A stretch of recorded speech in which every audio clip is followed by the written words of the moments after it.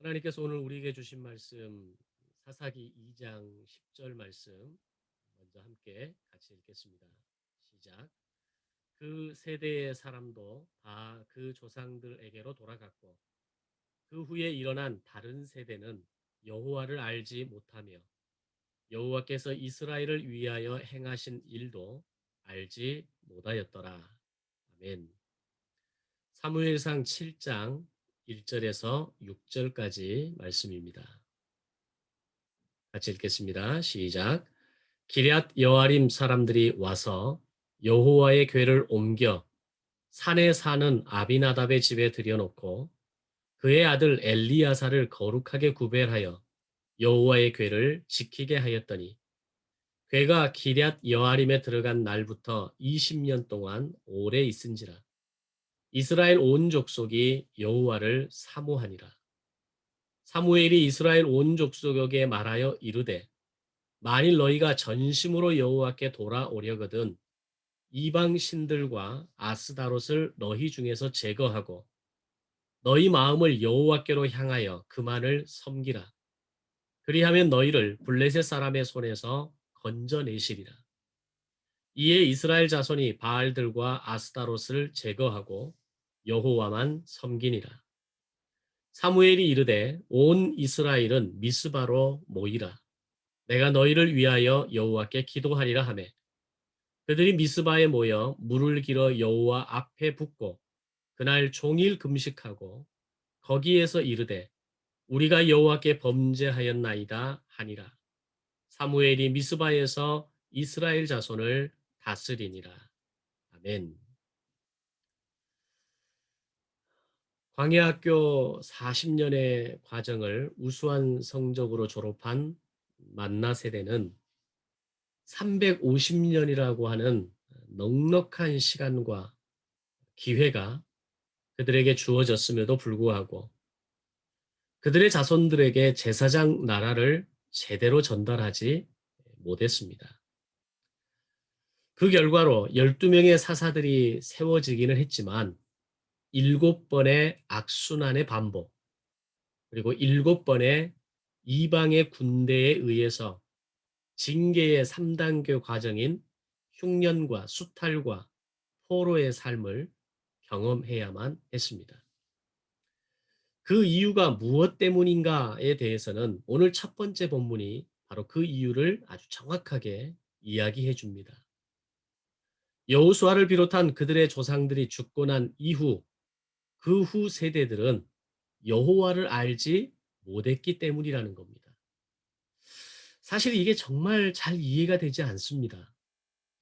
그들의 부모들이 어느 정도로 무심했기에 자신들이 그렇게 험난한 광야 40년을 지나왔으면서도 제사장 나라의 매뉴얼을 그들의 자녀와 자손들에게 제대로 전달하지 않아서 그 자녀와 자손들은 여호와를 알지 못하는 지경에까지 이르렀다는 겁니다.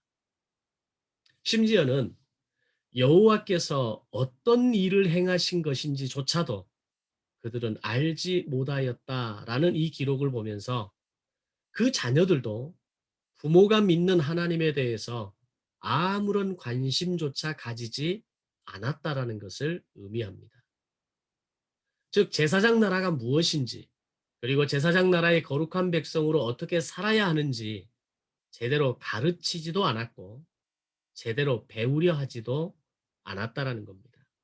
물론 믿음과 배움에 대한 선택과 결정권은 자녀에게 있는 것이 맞습니다.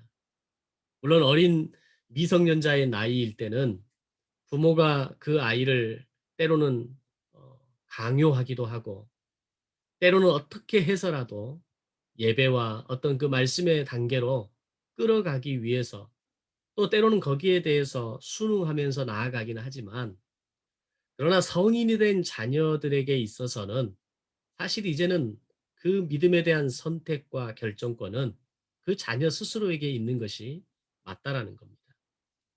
그러나 지난 주일의 말씀의 제목처럼 그것은 그들의 선택과 책임이고 오늘 부모의 의무와 책임은 반드시 자녀에게 가르쳐야 한다라는 겁니다. 400년 전에 유월절 그 밤을 기점으로 계속해서 말씀하시는 하나님의 명령은 이것을 영원한 규례로 대대로 지켜라 라는 말씀을 모든 제사장 나라의 원칙과 기준을 말씀하실 때마다 덧붙이는 말씀이었습니다. 자녀에게 가르쳐라. 대대로 지켜라. 영원한 규례로 지키게 하라. 이런 말씀들이 출애굽기 19장 이후 그리고 레위기의 심화 학습을 통해서 신명기의 말씀을 통해서 계속해서 하나님은 강조하셨던 겁니다.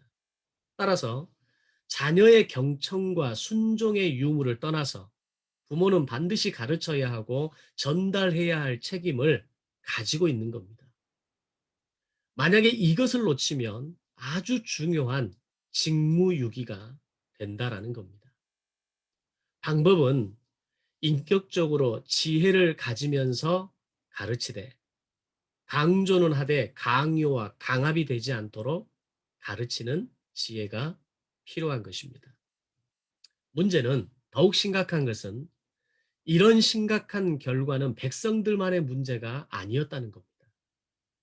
지도자들은 타락했고 그들은 수준의 미달에 이르기까지 총체적인 문제가 이 350년의 이스라엘의 역사 가운데 있는 그들에 대한 평가였습니다. 결국 그들의 타락과 이런 수준 미달의 모습은 우상 숭배로 직결될 수밖에 없었습니다. 그렇게 350년의 칠흑같이 어두운 역사를 지나오는 동안 그 어디에서도 희망을 발견할 수 없었던 그때에 하나님의 사랑의 시작은 보아스 한 사람의 순종을 통해서 이어져 가게 됩니다. 또한 마지막까지 꺼지지 않았던 한 사람, 한나의 기도와 순종을 통해서 하나님의 역사는 시작되고 있었다라는 것이 바로 오늘 전하고자 하는 말씀의 아주 중요한 핵심이 됩니다.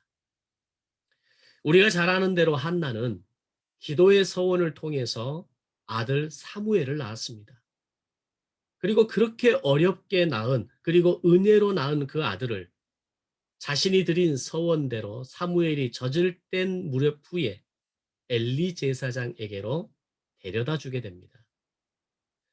아이를 데려다 줄 때 한나는 숫소 3마리와 밀가루 한 에바와 포도주 한 가죽 부대를 가지고 실로에 있는 엘리 제사장에게로 데리고 갔습니다. 숫소 3마리를 가지고 갔다는 얘기는 정말 모든 정성을 다해서 드려진 제물, 번제의 제물이었다는 이야기입니다. 그렇게 아들을 데리고 제물들을 데리고 그렇게 올라가는 한나의 마음과 지금 이 상황을 제대로 이해하지 못하고 있는 그저 엄마를 따라 나선 사무엘의 모습과 그리고 이들의 헤어짐을 바라보는 엘리 제사장의 마음이 어떠했겠습니까?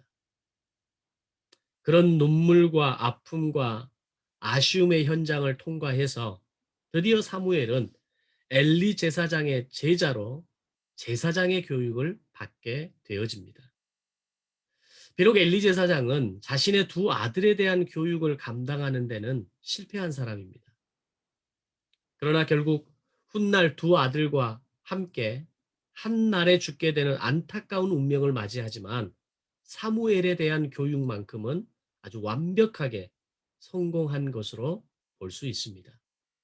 그 증거가 사무엘은 20세가 될 때까지 엘리 제사장을 통해서 제사장 나라의 틀을 완벽하게 익히고 모세 오경을 통해서 훈련받았고 엘리의 사후에는 엘리를 대신해서 20년 동안 쓰임받는 모습을 통해서 확인할 수 있는 것입니다.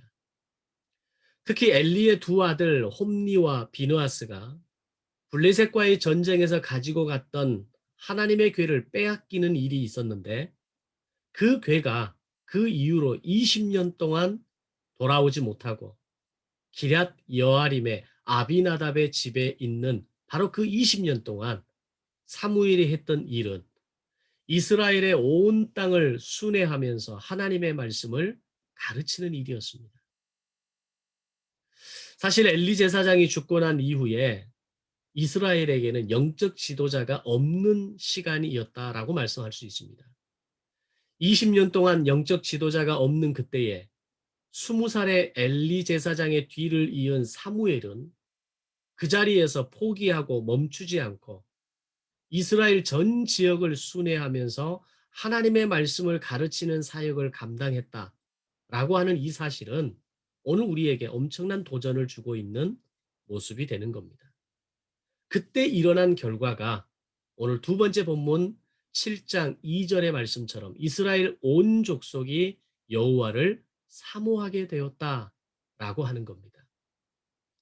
그들은 만나 세대 이후에 350년 만에 20년간의 사무엘의 헌신과 제사장 나라의 가르침을 통해서 새롭게 세워지는 미스바 세대가 만들어지게 되는 것입니다. 사무엘은 지난 20년 동안 엘리의 가르침을 통해서 체계적으로 배웠던 하나님의 말씀, 특별히 좀 더 자세히는 제사장 나라의 매뉴얼과 지식을 제대로 익혔고, 그리고 엘리 제사장이 죽은 이후에는 그가 직접 이스라엘 백성들이 살고 있는 가나안 전 지역을 찾아가서 20년의 말씀 사역을 감당해 왔다라는 겁니다. 그리고 그런 사무엘 한 사람의 하나님에 대한 순종과 이스라엘에 대한 사랑은 350년 동안 어둡고 차갑게 얼어붙었던 사사시대를 환하게 밝히고 끊어내고 녹여내기에 충분했습니다. 그 증거가 바로 오늘 7장 2절의 말씀처럼 이스라엘 온 족속이 여호와를 사모하게 되었다라는 말씀을 통해서 우리가 알 수 있는 것입니다. 우리가 인간과의 만남과 관계에서 가장 어려운 게 뭐라고 생각하십니까? 여러분의 어떤 생업의 현장에서 또는 여러분의 그 주변 삶의 어떤 관계의 현장에서 사람들을 대할 때 가장 어려운 게 뭐든가요? 그것은 바로 마음을 알아주는 겁니다. 그 상대의 마음을 바꿔가는 겁니다. 사실 다른 물리적인 것이나 행동적인 것은 정말 공을 들이고 뭔가를 강요하고 강조하다 보면 뭐 가능할 수도 있습니다. 그러나 상대의 마음을 알아주고 마음을 바꾸도록까지 하는 데에는 그건 정말 어려운 겁니다. 자, 그런데 오늘 이 이스라엘 백성들의 마음을 바꾸어 주는 그 일을 어린 사무엘, 20살의 사무엘이 20년의 시간을 통해서 감당했던 결과라는 겁니다. 우리가 공부를 하고 인생을 살아가면서도 정말 안 되는 것이 마음 공부이고 마음의 영역 아닙니까? 아마 우리 권사님이나 박 집사님, 황 집사님 지난 시간 동안에 내적 치유, 인지 치유 과정을 뭐 토탈해서 한 4-5번 정도 반복하셨을 거예요. 그게 사실 마음 공부의 영역인데 그 마음을 바꾼다라는 것이 정말 아무렇지도 않게 잘 되던가요? 물론 많이 바뀌셨고 또 그 마음을 컨트롤하고 마음을 경영해 가는 모습이 많이 보입니다. 근데 사실 자기는 알잖아요. 자신 스스로는 압니다. 아직 내 안에 얼마나 많은 갈등이 있는지. 안 되는 영역이 정말 죽을 만큼 안 된다라고 하는 것을 잘 안다라는 겁니다. 성경을 공부하는 것은 공부하는 만큼 지식이 늘어납니다. 신앙의 연륜이 쌓이면 아는 것도 그만큼 많아집니다. 그러나 마음은 공부를 하긴 해도 쉽게 바꾸어지지 않는 영역이라는 겁니다. 마음이 바꾸어지지 않으면 아무리 많은 걸 공부했다 할지라도 그 말씀이 내 삶에서 살아내지는 것은 사실 불가능한 겁니다. 그래서 지속적으로 반복해서 마음 공부를 하고 그 마음 공부, 마음 경영을 통해서 오늘 우리의 인생이 정말 그리스도인으로 산다는 게 무엇인지, 살아낸다는 것이 무엇인지를 다시 한번 고민하고 준비하고 만들어가게 되는 것입니다. 아마 조만간에 이제 마음 공부의 마지막 결정판을 공부하기 시작할 겁니다. 아마 올해 하반기 정도 시작하지 않을까 싶은데 여름 지나고 나서 시작할 준비를 하고 있습니다. 자, 그런데 사무엘은 20세의 어린 나이에도 불구하고 백성들을 직접 찾아가서 굳어버린 그들의 마음을 만져줄 수 있었고 얼어붙은 백성들의 차가운 마음을 데워낼 수 있었다는 겁니다. 20살이라고 하면 딱 지금 이삭입니다. 저 이삭이가 오늘 누군가에게 가서 그의 마음을 알아주고 그의 마음을 만져주고 그의 마음을 따뜻하게 데워주면서 그의 인생을 바꾸어 놓는다라는 것이 상상이 되십니까? 그런데 사무엘이 그 일을 했다라는 겁니다. 어린 사무엘에게 과연 그런 힘이 어디에서 나왔겠습니까? 그 힘의 기초가 바로 지난 20년 동안 엘리 제사장을 통해 공부하고 훈련했던 5대 제사와 3대 절기와 3대 명절을 담고 있는 이 제사장 나라의 매뉴얼이 그의 삶과 정신 가운데 완벽하게 자리 잡고 있었을 때 그것은 단지 백성들의 마음을 녹여내는 것만이 아니라 바로 350년 전 그들의 조상들이 이루었던 그 만나 세대를 능가하는 미스바 세대를 탄생하게 만드는 힘이 되었다라는 겁니다. 즉 사무엘이 남다르게 똑똑해서 남다른 탁월한 치유의 능력이 있어서 이 일을 가능하게 만든 것이 아니라 오늘 이 사무엘이 하나님의 말씀으로 훈련되고 그가 바르게 세워지고 그리고 성실하게 그 말씀 사역을 감당했을 때 미스바 세대가 만들어지고 오늘 이스라엘 백성들의 마음이 여호와를 사모하는 데까지 이르게 되었다라고 하는 사실입니다. 바로 한 사람의 완벽한 순종이 이처럼 놀라운 결과를 이끌어낼 수 있었다는 것. 그리고 그 순종을 가능하게 했던 것은 오늘 사무엘의 인생의 밑바탕에 튼튼하게 세워진 하나님의 말씀의 결과였다라는 겁니다. 우리가 성경의 역사와 시간을 들여다보면 하나님의 역사의 시작은 항상 한 사람의 순종에서부터 시작되었던 것을 발견할 수 있습니다. 노아의 순종으로 심판과 구원의 방주의 역사가 이루어지게 됩니다. 아브라함의 순종으로 모든 민족을 위한 한 민족의 역사가 시작됩니다. 모세의 순종으로 제사장 나라가 시작됩니다. 사무엘의 순종으로 미스바 세대가 시작됩니다. 예레미야의 순종으로 새 언약이 예고되기 시작했고 궁극적으로 예수님의 순종으로 언약이 성취되고 완성되어 졌던 것입니다. 오늘 나 한 사람의 순종으로 내 가정과 교회와 나의 삶의 지경에 있는 모든 삶의 공간 가운데 하나님의 역사가 시작될 수 있는 것입니다. 아멘. 오늘 왜 내 가정이 변화되지 않는가? 오늘 왜 내 자녀가 변화되지 않는가? 오늘 내 교회와 내가 몸담고 있는 조직이 변화되지 않는 이유가 뭔가? 오늘 나 한 사람의 순종이 필요하기 때문입니다. 하나님의 말씀에 순종하고 그 말씀 앞에 나를 내려놓고 그 말씀 앞에 결단하고 나아갈 때 심지어 20년을 내가 그렇게 살아내겠습니다라고 결단했던 사무엘을 통해서 이스라엘의 이 놀라운 역사가 일어나게 되었던 겁니다. 그리고 한 가지 더. 사무엘이 20년 동안 전 지역을 순회하면서 감당했던 그 말씀 사역의 결과는 백성들의 마음이 돌이켜지는 것만이 아니었습니다. 그 뒤에 일어난 결과는 더 놀라운 것이었습니다. 오늘 두 번째 본문의 3절에서 6절의 말씀을 보면 회개를 촉구하는 사무엘의 외침 앞에서 미스바 세대가 반응하는 모습이 기록되어 있습니다.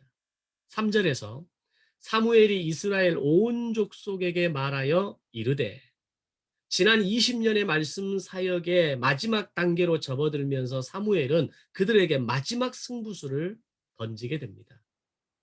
너희의 마음이 여호와를 사모하는 마음으로 끝나는 것이 아니라 너희의 마음이 하나님을 향하는 데까지 이르도록 하라는 것입니다. 이 말이 도대체 무슨 말의 차이인가라고 생각할 수 있죠. 우리가 하나님을 믿는다라고 하면 사실 다 해결된 걸로 우리는 생각하지 않습니까? 근데 사무엘은 하나님을 사모하는 마음뿐만 아니라 하나님을 향하는 데까지 이르라라고 가르치고 있는 겁니다. 이게 뭘 말하는가 하면은 우리가 하나님의 사랑을 알고 은혜도 알고 그분이 나를 구원하시는 것까지는 아는 것은 적어도 믿음이라고 하는 이 기적의 사건이 일어난 사람에게 그리 어려운 일이 아닙니다. 하나님이 나를 사랑하신 줄 내가 압니다. 하나님이 나를 구원하신 줄로 내가 믿습니다.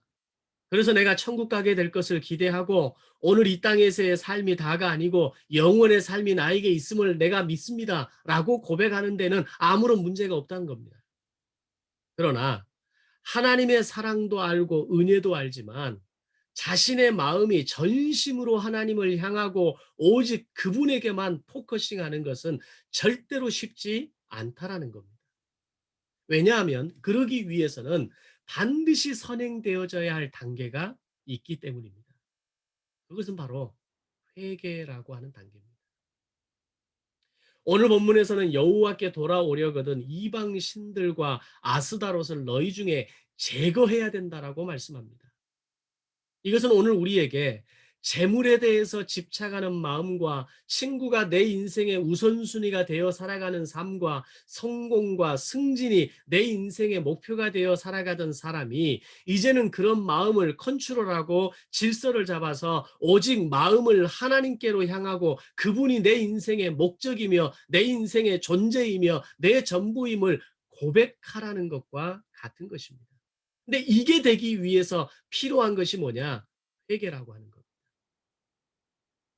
회개는 나의 인생의 방향과 초점을 나를 맞추고 살아가던 것, 내 가족을 향해서 맞추고 살아가던 것을 주께로 맞추어서 방향을 수정하고 영점을 조정하는 것이 바로 회개라고 하는 겁니다. 그런데 오늘날 예수를 믿는 사람들은 많은데 이 회개의 단계까지 도달하는 사람은 많지 않다라는 겁니다. 삶의 시간 속에서 회개를 반복적으로 살아가는 사람들이 드물다라는 겁니다. 그래서 일어나는 현상들이 권사님이 기록한 노트에서 보는 것처럼 차 안에서 찬송가를 틀고 설교 방송을 틀어놓고 다니는 사람은 많은데 그들의 입에서는 여전히 저주와 원망과 분노와 탐욕과 본능의 단어가 멈추어지지 않는다는 겁니다. 왜 그렇습니까? 그 사람이 바로 내가 회개의 단계에 그 사람도 오늘 나도 오늘 우리도 회개의 단계에 도달하지 않았기 때문입니다.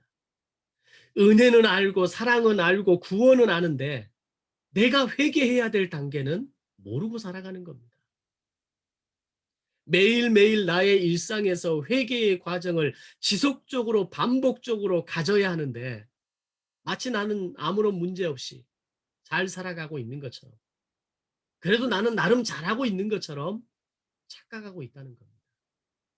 회개 없는 인생은 절대로 변화되지 않습니다. 하나님 앞에 회개의 시간을 정기적으로 가지지 않는 사람은 절대로 변하지 않습니다. 마음이 바뀌는 것까지, 마음이 하나님을 바라보는, 사모하는 것까지는 가능합니다. 그러나 그의 마음이 하나님을 향하고, 인생이 하나님을 향하고, 오늘 나의 인생의 포커싱이 주께로 향하는 것은 일어나지 않는다라는 겁니다. 그래서 오늘 사무엘이 여호와를 사모하는 이스라엘 백성들을 향해서 너희의 마음이 하나님을 향하게 하고 오늘 너희의 바알과 아스타롯을 너희의 삶에서 끊어내라고 하는 것은 회개의 단계를 말하고 있는 겁니다. 십자가에서 죽으신 주님은 아는데 그것이 나를 위한 죽음이라는 것은 모릅니다. 내가 십자가의 보혈로 죄에 대하여는 죽은 자라는 것은 아는데 주님의 부활로 말미암아 산 자라고 하는 의식은 없는 사람과 같은 것입니다. 그런 사람에게 오늘 부활주일은 사실은 나와 전혀 상관없는 절기일 뿐입니다. 주님을 안다면, 그분의 사랑을 안다면, 그분의 그 십자가의 은혜를 안다면 이제는 부활의 소망을 내 가슴에 품고 엎드려 회개함으로 나아가고 내 삶에서 끊어내야 할 것들을 끊어내고 내 얼어붙은 마음을 녹여내고 오늘 그 부활의 기쁨으로 내 안에 담아내는 결단까지 나아가지 않으면 찬송은 듣지만 입에서는 저주가 나가는 겁니다. 설교 말씀은 듣지만 내 마음의 분노와 탐욕은 제어할 수 없는 영역이 되는 겁니다. 그래서 이 땅에 그리스도인은 많은데, 아니 예수를 믿는 사람은 많은데 그리스도인이 없는 겁니다. 그리스도인의 말의 뜻이 뭡니까? 기름 부음을 받은 자라는 이야기입니다. 기름 부음을 받기 위해서는 날마다 회개로 나의 삶을 정결하게 하고 그 십자가와 성령의 능력으로 나에게 기름 부음이 임할 때 그리스도인이 되는 겁니다.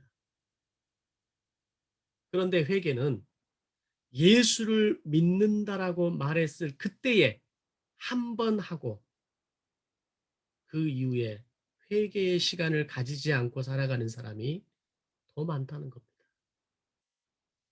5대 광야로 이야기하면 1번 수루 광야를 통과하지 못하면 절대로 신광야, 르비딘 광야를 통과하지 못합니다.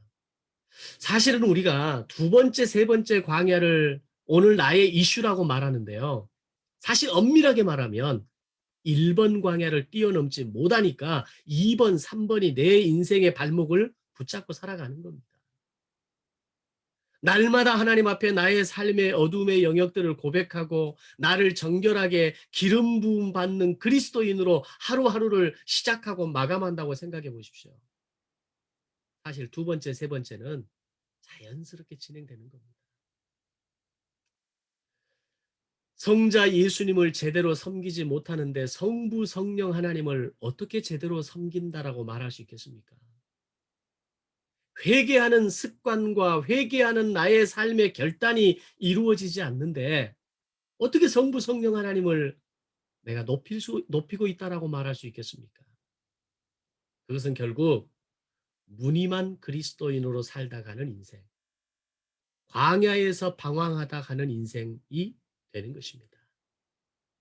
그럼 그 사람에게 천국이 있느냐라고 말한다면 솔직히 말하면 전 잘 모르겠습니다. 물론 예수님을 믿기만 하면 천국에 간다라고 하는 이 확고한 명제가 있음에도 불구하고 회개가 없는 사람에게 진짜 예수님을 믿었다라고 할 수 있을까요?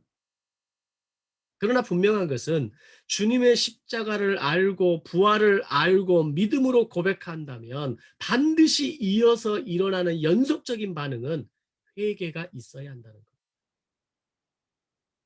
회개하지 않고 삶이 바꿔지지 않는 겁니다. 회개하지 않고 내 삶이 하나님께 포커싱할 수 없는 겁니다. 오늘 사무엘이 이스라엘 백성들을 향해서 여호와를 사모하게 되었다라고 말하는 이스라엘 백성들을 향해서 바알과 아스타롯을 끊어내라. 너희의 하나님을 향하여 인생의 포커싱을 맞추어라. 지금까지 바알과 아스타롯에게 반을 걸치고 또 나머지 반을 하나님께 반을 걸치고 살았던 그런 인생 이제는 살지 말고 진짜 하나님께 포커싱하는 게 뭔지를 알고 제대로 살라고 요구하고 있는 겁니다. 자, 그렇게 했을 때 어떤 일이 일어날 것이라고 사무엘이 말합니까? 바로 뒷말씀에 보면 너희를 블레셋 사람의 손에서 건져내신다라고 말씀합니다. 실제로 사무엘상 7장 13절에 보면 여호와의 손이 사무엘이 사는 날 동안에 블레셋 사람들을 막으셨다라고 기록합니다. 말씀이 그대로 이루어지는 겁니다. 오늘 우리의 삶이 하나님을 사모하는 데서 끝나는 것이 아니라 오늘 나의 인생을 회개하고 나의 삶을 정산하고 살아가는 삶을 살아갈 때 오늘 영적 블레셋이 우리를 절대로 넘볼 수 없다라는 겁니다.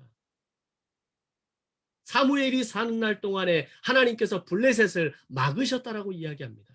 자, 그런데 놀라운 비교는요. 그 이후에 사울이 왕으로 세워질 때 사울이 하나님의 말씀을 거스리고 회개하지 않고 그의 마음이 하나님을 떠나버렸을 때 어떤 일이 일어납니까? 사울이 살아가는 사울의 통치 기간 40년 동안에 이 이스라엘을 내내 괴롭혔던 것이 블레셋입니다. 그 첫 번째 전쟁이 다윗과 골리앗의 이 이야기를 만들어낸 블레셋 전투 아닙니까? 그리고 그 사울의 인생 마지막 끝에 블레셋과의 전투에서 사울의 아들들이 다 죽고 사울도 결국 죽고 맙니다.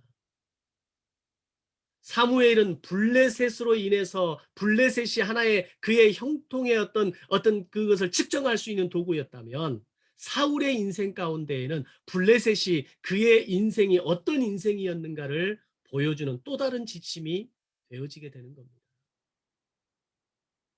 왜 우리의 인생에 자꾸 블레셋이 우리를 힘들게 할까요? 왜 영적 블레셋이 우리의 마음을 자꾸 어렵게 할까요? 번민하게 할까요? 괴롭게 할까요? 그 열쇠와 킥을 오늘 사무엘은 우리에게 말씀하고 있는 겁니다. 여호와를 사모하는 마음만 여호와를 사모하는 마음에서 멈추지 말고 여호와를 향하는 삶을 살라는 겁니다. 그러기 위해서는 반드시 바알과 아스타롯을 끊어내는 회개의 기도가 있어야 한다는 것을 오늘 우리에게 가르쳐 주고 있는 겁니다. 우리가 예수를 알고 그의 십자가의 보혈이 나의 죄를 씻는 것이라는 것, 씻음이라는 것을 믿는다면 이제 우리가 반드시 거쳐야 할 단계는 회개의 단계를 거치고 보혈로 씻어내고 부활의 생명으로 충만할 때 인생의 목적이 바뀌고 인생을 살아가는 방법이 바뀌고 내가 만족하고 기뻐하는 인생의 주체가 바뀌어지게 되는 겁니다. 이스라엘 백성들에게 지금 그런 변화가 일어나기 시작한 겁니다. 이에 이스라엘 자손이 바알과 아스타롯을 제거하고 여호와만 섬겼더라. 아멘. 사무엘이 20년 동안 말씀을 가르치고 이스라엘 백성들을 위해서 온 마음을 다해 헌신했던 그 결과가 여호와를 사모하는 것뿐만 아니라 이스라엘이 바알과 아스타롯의 우상을 끊어내고 여호와만 섬기기로 결단했다라는 겁니다. 오늘 이스라엘 백성들에게 이런 변화가 일어났던 것처럼 오늘 지켜지는 이 부활절의 절기를 통해서 오늘 우리의 인생 가운데 끊어지고 변화되는 역사가 일어나기를 주님의 이름으로 축원합니다. 우리는 하나님을 사모하는 신앙으로만 살아서는 안 됩니다. 내가 너 사랑해? 이 말은 쉽게 할 수 있는 것 아닙니까? 내가 당신을 참 사랑해? 이 말은 쉽게 할 수 있는 겁니다. 그러나 사랑하기 때문에 내가 이렇게 할 수 있어. 사랑하기 때문에 내가 여기까지 할 수 있어. 라고 하는 것은 어려운 겁니다. 내가 하나님을 사랑한다라고 말할 수 있는 것은 농담이라도 합니다. 습관처럼 합니다. 그러나 하나님을 사랑하는 사람이 회개하는 단계까지 가기에는 정말 어려운 겁니다. 이 회개의 단계를 뛰어넘어서 여호와를 온전히 향하는 단계로 간다는 것, 이건 죽었다 깨어나도 잘 안 되는 겁니다. 그런데 사무엘이 오늘 이스라엘 백성들에게 그것을 도전하고 있고 놀라운 것은 그 이스라엘 백성들이 우리가 그렇게 살아가겠습니다라고 결단했다라는 겁니다. 그 결과가 5절 6절의 말씀입니다. 사무엘이 이르되 온 이스라엘은 미스바로 모이라. 내가 너희를 위하여 여호와께 기도하리라 하매 그들이 미스바에 모여 물을 길어 여호와 앞에 붓고 그날 종일 금식하고 거기에서 이르되 우리가 여호와께 범죄하였나이다 하니라. 아멘. 이 말씀이 뭘 의미합니까? 우리가 보통 회개라고 할 때 우리가 착각하고 있는 게 뭐냐면요. 아, 나 그거 잘못했어. 하나님, 제가 또 그런 실수했어요. 제가 죄송해요. 이걸 우리가 회개로 착각한다는 겁니다. 회개는 마음으로, 입으로만 흘려보내는 것이 회개가 아닙니다. 지금 여기서 보면 종일 금식했다라고 이야기합니다. 구체적인 액션이 있어야 합니다. 구체적인 무릎을 꿇는 공간이 있어야 하고 구체적으로 나의 죄의 연약함을 십자가 앞에 올려놓고 그 죄를 끊어내고 다시는 내가 반복하지 않겠습니다. 라고 선포할 수 있는, 끌어낼 수 있는 그 무릎이, 그리고 그 고백이, 그 외침이, 그 선포가 있어야 한다는 겁니다. 근데 오늘날 우리의 믿음이 굉장히 럭셔리해져 가고 고급스러워져 가면서 그런 기도는 왠지 형식적인 것이라고 이야기합니다. 그런 회개 기도까지 안 해도 하나님이 우리의 기도를 다 들어주셔라고 이야기합니다. 사무엘이 그런 거 몰랐겠습니까? 사무엘을 통해서 20년 동안 훈련받았던 이스라엘 백성들이 그거 몰랐겠습니까? 그런데 그들의 선택은 그날 종일 금식하고 거기에서 이르되 우리가 여호와께 범죄하였나이다. 그들이 엎드려 고백하고 종일 금식하며 회개함으로 나아갔다라는 겁니다.